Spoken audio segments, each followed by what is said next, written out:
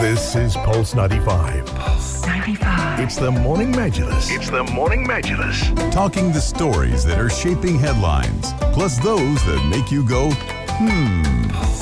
Hi Sharjah, hi UAE, hi everybody, good morning. Welcome to the Morning Majlis.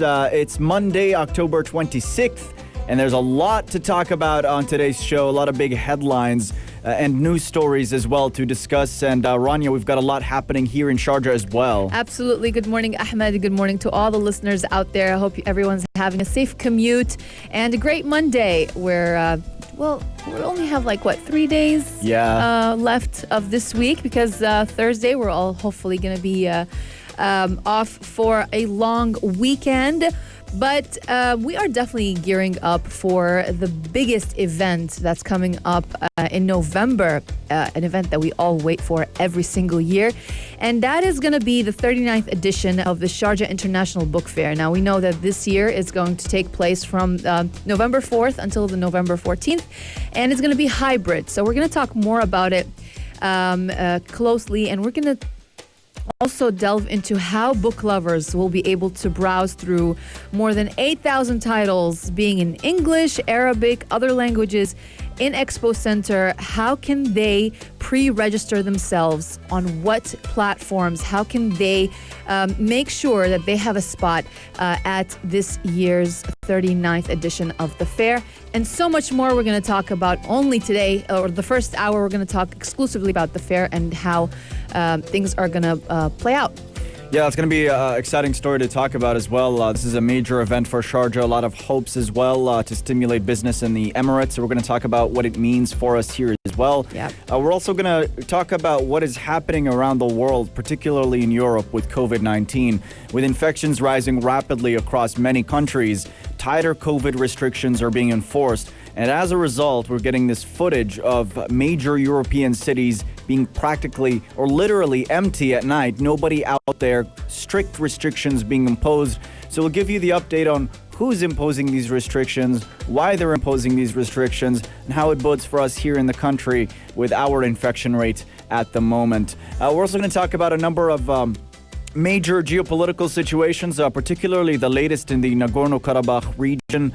Armenia and Azerbaijan have been in a heated conflict for some time now, but they've signed a new ceasefire. Now, this is the third time that they do this. They sign a truce. How long will this hold on for? It's pretty different this time around as far as who's overseeing this signing. So we're going to delve into the details of that and so much more. And if you'd like to join our conversations, our text lines are open throughout the program at 4215. We'd love to have a conversation. We'd love to hear your output. We're also live on YouTube. The channel is Pulse 95 Radio. Just type that into the search bar. And stay tuned to Pulse 95. Pulse 95. The Morning Majlis. Talking the stories that are shaping headlines.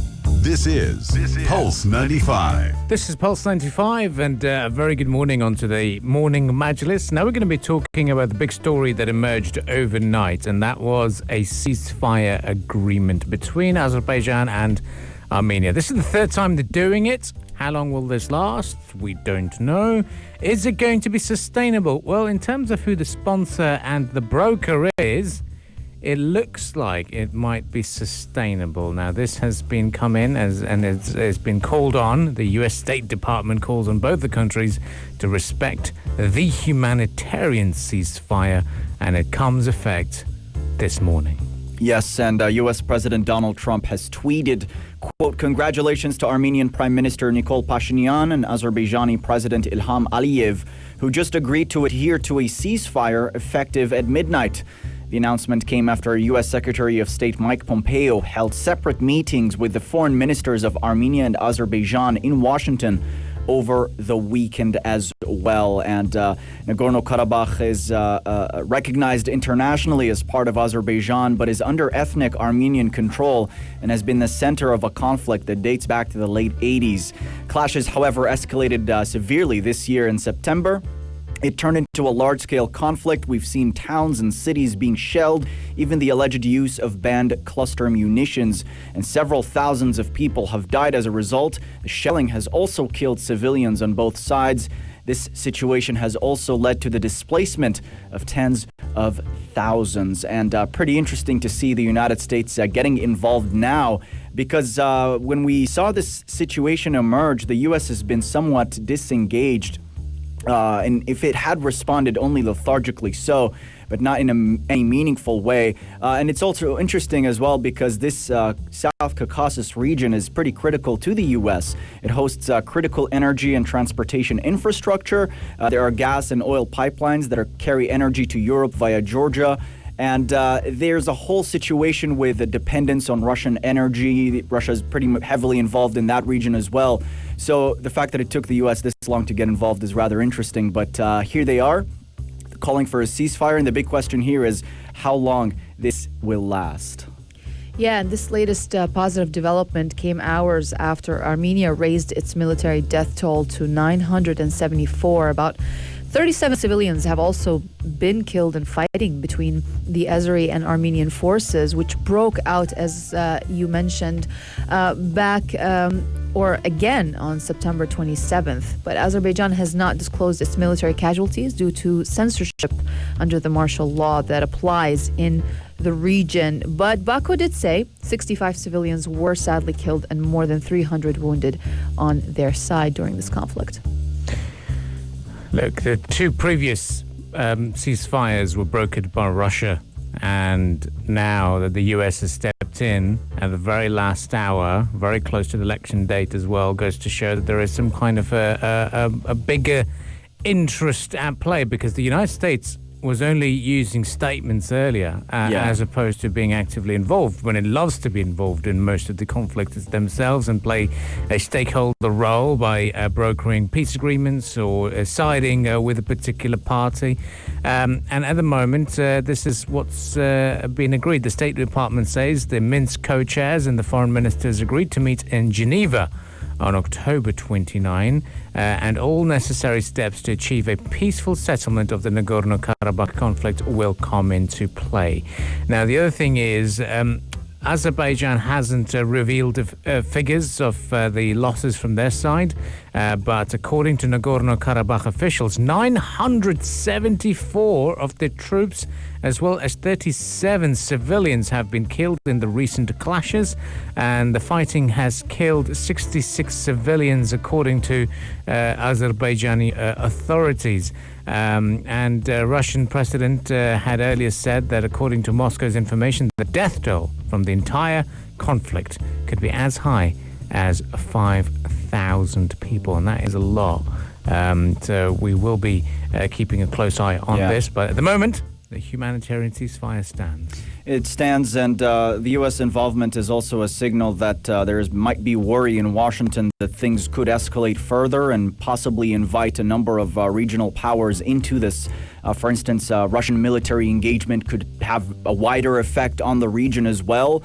There's also a number of countries in the Middle East who share borders with Armenia and Azerbaijan and could easily get pulled into the fray as well. So the possibility of three major regional powers drifting into a conflict and vying for an increasing influence was certainly a concern of the United States, according to analysts. But we'll continue to follow the situation and see how those sides try to prevent further escalation, because it could have pretty catastrophic effects. It definitely does. And looking at the situation as well, it is quite intense in terms of how the reservist force were used, and people in the region had to live in basements because of how intense the shelling had been. But for now, let's prepare for the world of business news, and we shall return on the Morning Majlis discussing all the top stories once again. So stay tuned to Pulse 95, and if you'd like to share your thoughts and opinions, text lines remain open 4215. Pulse 95. The Morning Majlis, talking the stories that are shaping headlines. This is Pulse 95. Discussing the situation with the coronavirus across the world, and we go over to Europe, where infections have been rapidly rising, and as a result, governments across the continent have been imposing strict COVID restrictions. And one of the latest to do so is Spain. It has declared a national state of emergency and imposed a nighttime curfew in an attempt to control the spread of COVID-19 in the country.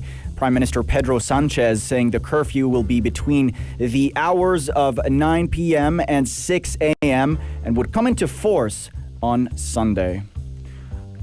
It's very scary. I've got to tell you this because this... Sorry, but it was 11 p.m. My apologies, yeah. It's very scary in terms of, when you look at the situation in Europe, because there was one stage at March when Italy was at the second highest cases and a very, very high death rate as well. And then they flattened. And you look at the graph that's up on international media.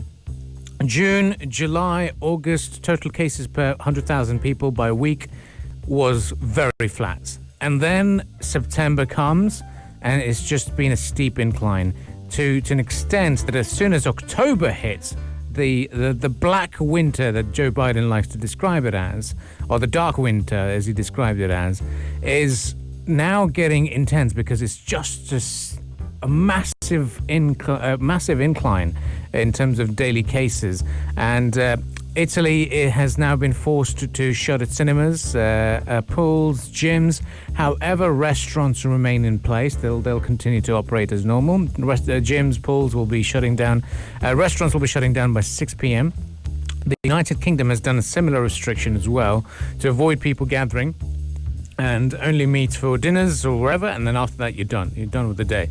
But more than half of Spain's 17 regions had been calling for tighter restrictions, and the latest measures of curfews will now be applicable to all regions except the Canary Islands.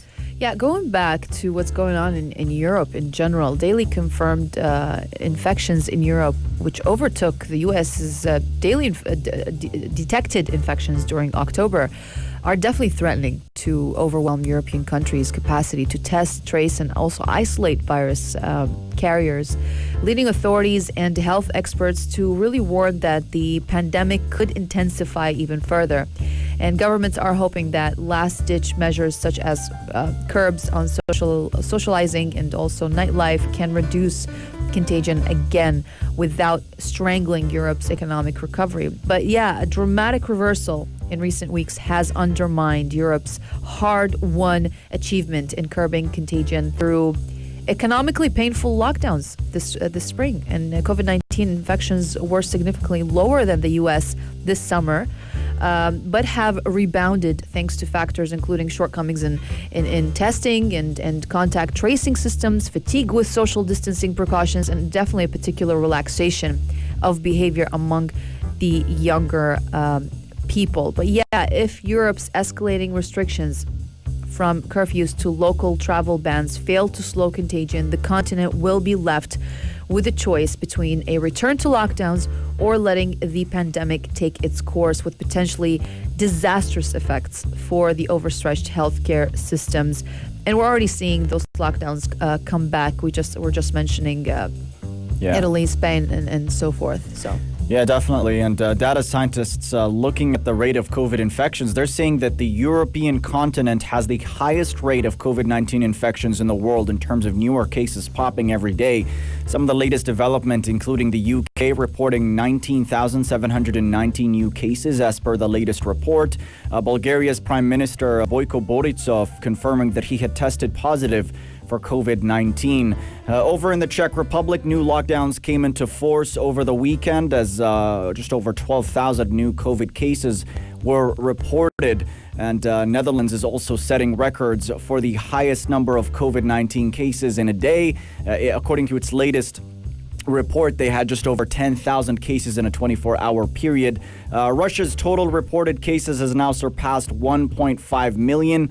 While in Germany, where case numbers have risen sharply in recent weeks, the Robert Koch Institute, the building belonging to the country's public health body, has been vandalized. A lot of people in Germany are not happy with restrictions being imposed and taking to the streets and protesting what they describe as their freedoms being impinged on.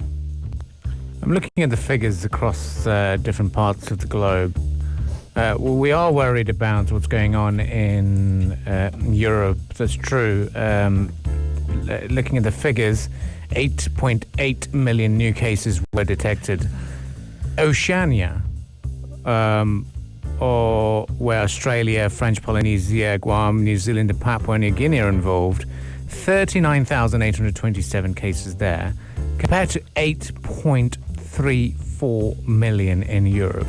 And then we have 12.9 million in Asia. Countries reporting the most are India, Iraq, Bangladesh, and Indonesia as well.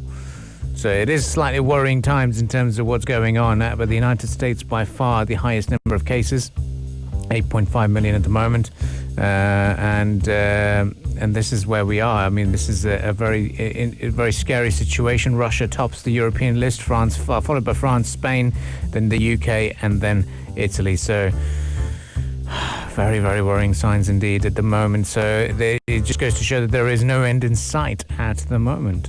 Yes, indeed, and we'll continue to follow the situation from Europe and from around the world as well. The UAE also, because the authorities here have been taking stringent measures as well. They've been finding a number of sports establishments across the UAE as well for any COVID violations, and the stories continue to pour in. People gathering in their own homes, they are being monitored as well, and the police are taking care of those situations, imposing hefty fines to any violators to ensure people's safety. Yes, of course. So stay with us on the Morning Majlis. Up next, we shall be talking about the oil tanker incident off the coast of the UK. What's been happening? People are saying pirates. Maybe it's the Pirates of the Caribbean. You never know. There's going to be anything going on. We'll keep you posted about what happened there. And stay tuned to Pulse 95, and we'll be right back after a bit of a short break. Pulse 95. Between local lines, notes from the Emirate. A new leisure destination is expected to open shortly here in Sharjah, bringing with it a revival to the Sharjah Khor-Fakkan beach. Now, according to the chairman of the Sharjah Roads and Transport Authority, Yusuf Saleh Al-Suwaiji, he announced on Sunday that the Sharjah Khor Beach development project from Al Murayja Square to Souq Al Jubail is almost complete, and it is expected to open shortly. He also explained that the SRTA started the improvement processes for developing and also improving the roads and vital areas in the city with an amount of approximately 5 million dirhams. He said that the area is one of the vital destinations in the city as it enjoys a distinctive geographical and vital location for being close to downtown Sharjah, overlooking the waterfront, as well as being an escape for residents and also Souq Al Jubail visitors. Yeah, one of many developments in Khor-Fakkan as well, as part of the directives of His Highness Sheikh Dr. Sultan bin Mohammed Al Qasmi, Supreme Council member and ruler of Sharjah, to renovate, enhance Khor-Fakkan, turn it into a major cultural and tourism destination. And this is one of those vital developments here, taking advantage of Khor-Fakkan's distinctive location and geography as well. It's a beautiful nature and surroundings. That's going to be a big part of this project. And according to the Director of Road Projects Department at the Sharjah Roads and Transport Authority, Fatima Al-Kitbi, she said the project will include pedestrian paths along the beach with decorative tiles that cover a total area of 4,900 square meters. They said it's also equipped with an aluminum barrier on the creek side with a height of 1.1 million, with a total length of about 750 meters. Absolutely.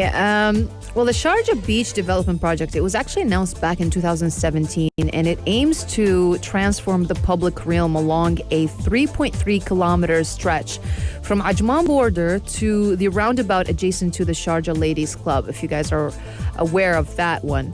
And it consists of 200,000 square meters of public space, 6.5 kilometers of promenade areas, 5 beach areas, approximately 1.5 kilometer of seating wall along the beach, 5 different plazas dedicated to community and artistic events, also picnic areas with seating and tables, and as well, there's a fitness or many fitness areas.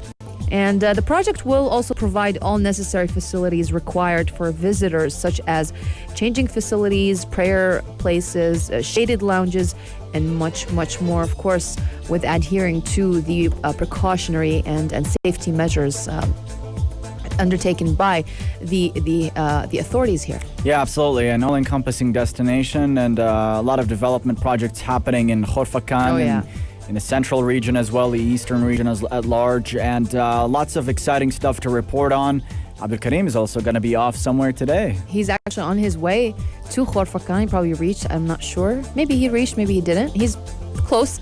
But yeah, so much to see in Khorfakan. There's Khorfakan Beach, there's Al Rafisa Dam, there is where he's going right now. Shees Park. Shees Park. Yes. Wadi Shees. That's something also. And that's something I'm looking forward to visiting this weekend. All of us are, and we're going to be putting together a pretty special video report taking you there on an immersive journey as well to experience Khorfakan's uniqueness. So stay tuned to Pulse 95 as we have more discussions lined up on today's program. History being made in Formula One. Lewis Hamilton breaking the Formula One's wins record. What does that mean? Stay tuned for our sporting wrap right here on Pulse 95. If you liked this episode of the Morning Majlis, drop a like and subscribe. 95. Be sure to follow us on Instagram for all our daily updates and top stories. Pulse.